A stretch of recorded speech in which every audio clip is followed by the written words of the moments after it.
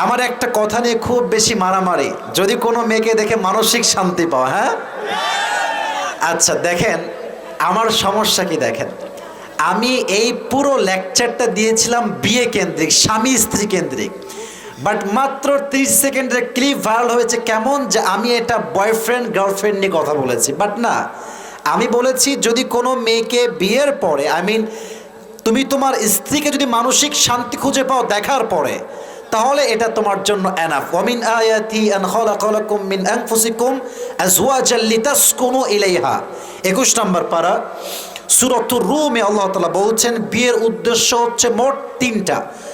Number 1 purpose of marriage is mental peace. যদি তুমি তোমার স্ত্রীর মাঝে মানসিক শান্তি না পাও, এই বিয়ের উদ্দেশ্য অর্জন হবে না।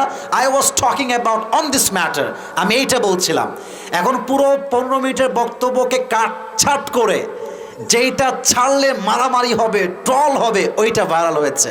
বাট আমি কোনটা হাইলাইট করতে চেয়েছি এটা অনেকে হাইলাইট করেন না। অতএব আমার কথা তোমাদের জন্য, আমার কথা কি বুঝতে কোনো সমস্যা হচ্ছে না তো আপনাদের ভাইরা? দেখেন আমি নিজে মাসে অনেক টাকা কামাই, এটা অহংকার নিয়ে না, দাপট নিয়ে বলছি না। টাকা কামাইলেই কিন্তু অনেক ভালো কিছু করা যায় না যদি মনের মতো মানুষ জীবনে না থাকে। আগে ঠিক বলতে হবে না, আগে শোনেন, মজা নিয়েন না, মজা নেবেন না, আগে শোনেন।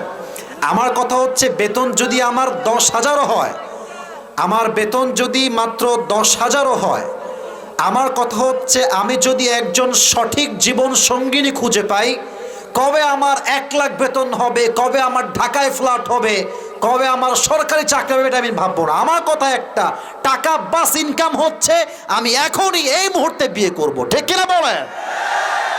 ব্যাংকে আমার 1 কোটি হলে বিয়ে করব, এই চিন্তা একদম বাদ দিয়ে দেন।